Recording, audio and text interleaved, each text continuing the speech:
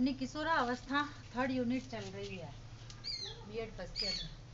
आज हम उसी यूनिट में किशोरों के निर्माण एवं अनुभवों पर शहरीकरण का क्या प्रभाव है, यानी किशोरों के निर्माण और उनके अनुभवों पर शहरीकरण का क्या प्रभाव पड़ता है, उसके बारे में अध्ययन करेंगे। जैसे कि प्रत्येक समाज या व्यवस्था के अंतर्गत दो प्रकार के तथ्यों को समावेशन या दो प्रकार के तथ्य देखे जा सकते हैं, जिसमें एक तो सकारात्मक और दूसरा नकारात्मक पक्ष दोनों ही देखे जाते हैं। इसी क्रम में शहरीकरण की व्यवस्था के अंतर्गत सकारात्मक और नकारात्मक पक्ष पाए जाते हैं, जिनके माध्यम से किशोरों के विविध प्रकार के अनुभव प्राप्त होते हैं तथा किशोरों के व्यक्तित्व एवं चरित्र का निर्माण होता है। शहरीकरण का संपूर्ण प्रभाव हम कई बिंदुओं के आधार पर स्पष्ट करेंगे। यानी कहा जा सकता है कि शहरीकरण का जो प्रभाव है किशोरों पर दो प्रकार से पड़ता है। एक तो सकारात्मक प्रभाव पड़ता है और एक नकारात्मक प्रभाव पड़ता है। यानी कुछ अच्छी बातों का समावेशन किशोरों के जीवन में होता है तथा कुछ बुरी बातों का समावेशन किशोरों के जीवन में होता है। शहरीकरण के अंतर्गत यानी उनके व्यक्तित्व का निर्माण होता है। उस व्यक्तित्व के निर्माण में शहरीकरण का बहुत बड़ा हाथ है। तो सबसे पहले इसके हम सकारात्मक पक्ष को समझ लेते हैं। शहरीकरण के सकारात्मक पक्ष में सबसे पहले जैसे शहरीकरण की जो व्यवस्था है वो वैज्ञानिक दृष्टिकोण का विकास किशोरों के व्यक्तित्व में करती है। यानी वैज्ञानिक दृष्टिकोण का विकास करना, वैज्ञानिक दृष्टिकोण का विकास करना। यानी शहरीकरण का सबसे बड़ा फायदा है कि इसमें किशोरों में वैज्ञानिक दृष्टिकोण का विकास करती है, क्योंकि शहरों में उद्योगों की अधिकता अधिक पाई जाती है तथा नवीन तकनीकी का प्रभाव शहरों पर या शहरी क्षेत्रों में व्यापक रूप से होता है और इसी व्यापकता के कारण इसमें वैज्ञानिक व्यवस्था में विश्वास करने लगते हैं किशोर। फिर दूसरा है अपना शहरी क्षेत्र में शिक्षा की सुविधाएं व्यापक रूप से उपलब्ध होती है। शिक्षा सुविधाएं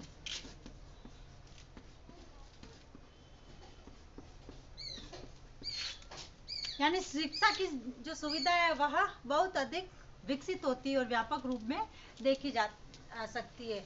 इससे किशोरों को शिक्षा प्राप्त करने के अधिक अवसर प्राप्त होते हैं और शिक्षा के आधार पर ही किशोरों का सर्वांगीण विकास संभव होता है, जिससे कि किशोरों के व्यक्तित्व निर्माण का विकास एकीकृत रूप से संभव हो जाता है। क्योंकि शहरों में बहुत सारी शैक्षिक सुविधाएं होती है जिससे किशोर अपनी रुचि के अनुसार शिक्षा प्राप्त कर सकते हैं। इसलिए शिक्षा की सुविधाएं जो वह शहरों में अत्यधिक पाई जाती है और किशोर अपनी रुचि के अनुसार अपना व्यवसाय या अपनी शिक्षा को चुन सकता है। फिर तीसरा है इसमें जैसे सर्वोत्तम स्वास्थ्य सुविधाएं उपलब्ध होती है। तीसरा है सर्वोत्तम स्वास्थ्य सुविधाएं। सर्वोत्तम स्वास्थ्य सुविधाएं यानी शहरों में जो है उत्तम प्रकार की स्वास्थ्य सुविधाएं पाई जाती है, क्योंकि बड़े बड़े जो महानगर है उनकी राजधानियां हैं, स्कूल है, कॉलेज है, इनमें भी स्वास्थ्य की सुविधाएं पर्याप्त मात्रा में पाई जाती है, जिससे उनका रूटीन चेकअप होता है और मानसिक विकास भी होता है और उनके व्यक्तित्व निर्माण में सर्वोत्तम स्वास्थ्य सुविधाएं भी महत्वपूर्ण साधन तथा उसके रूप में काम में आता है। उसके बाद है चौथा है शहरी क्षेत्र में ग्रामीण क्षेत्र की तुलना में जातिवाद एवं धार्मिक भेदभाव कम पाया जाता है। जातिवाद और धार्मिक भेदभाव, जातिवाद एवं धार्मिक भेदभाव यानी शहरों में जो है सर्व धर्म के लोग निवास करते हैं और सर्व धर्म के लोग जैसे स्कूल है, कॉलेज है, इन सब में पढ़ते हैं। इसलिए शहरी क्षेत्र में जो ग्रामीण क्षेत्र है उसकी तुलना में जातिवाद और धार्मिक भेदभाव कम पाया जाता है। अतः इनके जो व्यक्तित्व निर्माण में जो है जातीय धार्मिक जो भेदभाव है उनका कोई स्थान नहीं होता है और धार्मिक एकता तथा सहिष्णुता की भावना का विकास इनमें होता है। अब जो है शहरी जीवन का जो जीवन जो है वो उच्च स्तरीय होता है, यानी इनका जीवन उच्च स्तरीय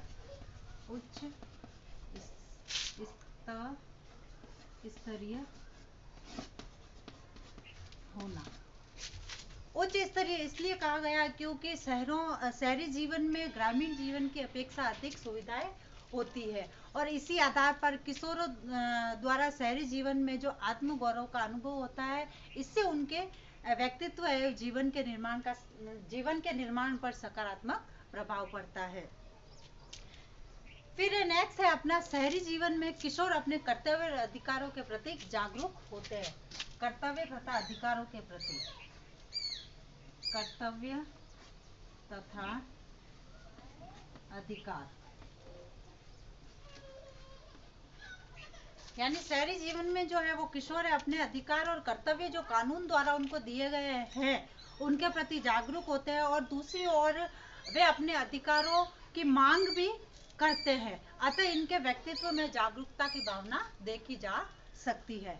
उसके बाद है शहरी व्यवस्था में व्यावसायिक शिक्षा की व्यवस्था भी व्यापक रूप से होती है, यानी शहरी व्यवस्था जो है उसमें विभिन्न प्रकार के व्यावसायिक जो शिक्षा है वह किशोरों को प्रदान कराई जाती है उनकी योग्यता व रुचि के अनुसार।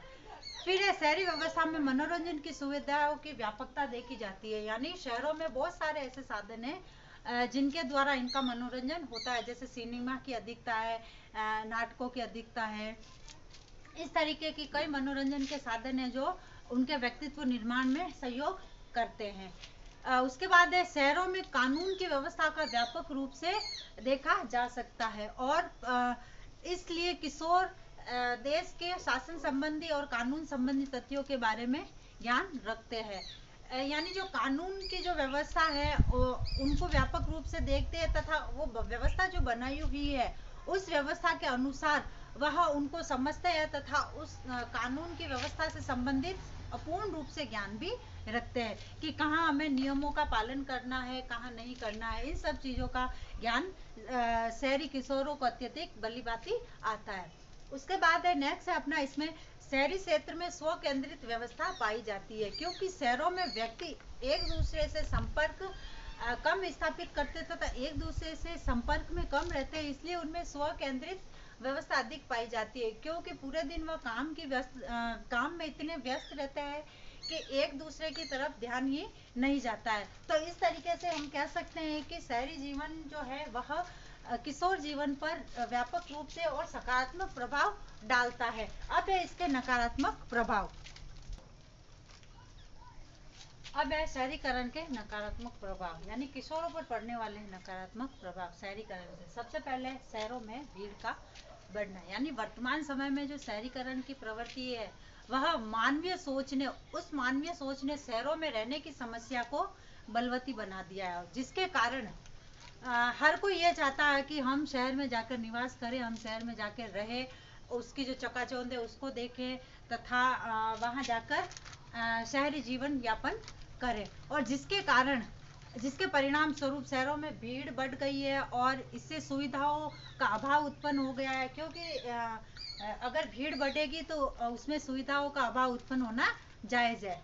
दूसरा है काम की खोज में शहरों की ओर पलायन करना, यानी वर्तमान समय में जो शहरों में जो है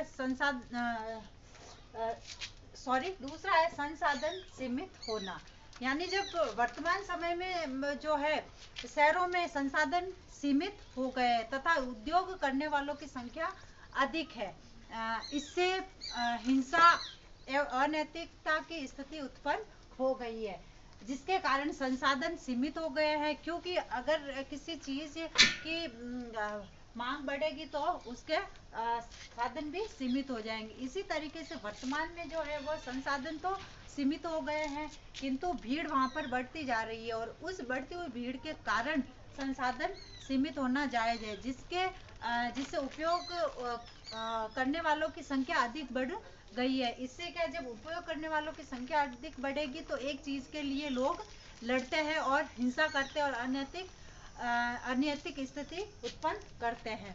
उसके बाद है काम की खोज में शहरों की ओर पलायन करना। यानी जो है व्यक्ति जो है काम की खोज में, काम धंधों की खोज में, अनेक ग्रामीण ऐसे हैं जो इसकी खोज में शहरों की ओर पलायन करते जा रहे हैं और शहरों में झुग्गी झोपड़ियों में निवास करते हैं, जिससे शहरों की स्थिति दयनीय होती है। इससे अपराध को भी जन्म मिलता है, क्योंकि काम की तलाश में अगर व्यक्ति वहां जाएगा तो वहां पर झुग्गी झोपड़ियां बसा कर रहेगा, झुग्गी झोपड़ियों में रहेगा और झुग्गी झोपड़ियों में रहने के कारण उसमें जो शहरों की जो स्थिति है वो दिन दिन दयनीय होती जा रही है और इससे अपराध में भी वृद्धि हो रही है। उसके बाद है प्रदूषण का भयावह रूप। यानी वर्तमान समय में जो है वह शहरीकरण के कारण प्रदूषण का जो है वो एक भयानक रूप हो रहा है। इनके कारण प्रदूषण भी अधिक हो रहा है। उसके बाद है नैतिक एवं मानवीय मूल्यों का पतन। यानी जो वर्तमान समय में जो शहरी व्यवस्था है उसके कारण नैतिक और मानवीय मूल्य जो है उनका पतन हो रहा है और जो व्यक्ति अमीर है वह गरीब मजदूरों पर अत्याचार कर रहा है, उनको कम मजदूरी दे रहा है, उनको मेहनताना कम दे रहा है, कम श्रम में अधिक काम करवा रहा है। इस तरीके के जो नैतिक और मानवीय और गुण है उन सबका पतन हो रहा है। इससे स्पष्ट होता है कि शहरीकरण के अंतर्गत किशोरों के व्यक्तित्व, अनुभव एवं जीवन निर्माण से संबंधित जो सकारात्मक पक्षों की तो अधिकता है, किंतु जैसे किशोरों के व्यक्तित्व निर्माण है जीवन की सही दिशा प्राप्त होती है। और वर्तमान समय में अगर हम शहरीकरण की ये जो विसंगतियां इनको दूर किया जाए और इनको दूर करें तो शहरीकरण की जो व्यवस्था है उसको सर्वोत्तम बनाया जा सके। अब एक लास्ट में महत्वपूर्ण बात जो आप सभी के लिए है, जैसा कि आप सब जानते हैं कि अभी जो वर्तमान समय है उससे कोरोना से संपूर्ण विश्व जूझ रहा है तथा उससे बचने के कुछ उपाय है जो हम सबको ध्यान में रखने हैं। जैसे हम घर से बाहर आते और जाते हैं पूरे टाइम के लिए मास्क लगा कर रखें, हाथ को सैनिटाइज करते रहिए और हाथ को सैनिटाइज करते रहिए, मास्क लगा कर रखिए तथा जब है ना सामाजिक जैसे सोशल डिस्टेंस का पालन करें और कहीं पे भी जाए तो आप किसी व्यक्ति से 6 फीट की दूरी पर रहे। यही इन्हीं उपायों से हम कोरोना से बच सकते हैं तथा सभी ध्यान रखें। धन्यवाद।